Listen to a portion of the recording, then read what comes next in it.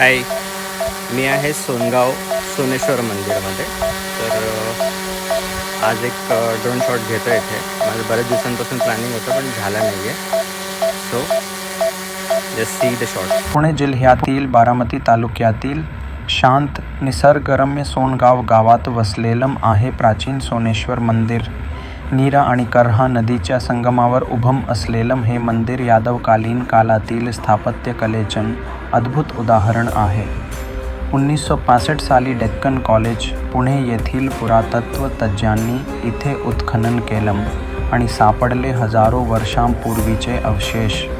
आजही या दगडामधून उमटते भक्तीची, इतिहासाची आणि निसर्गाची कहाणी.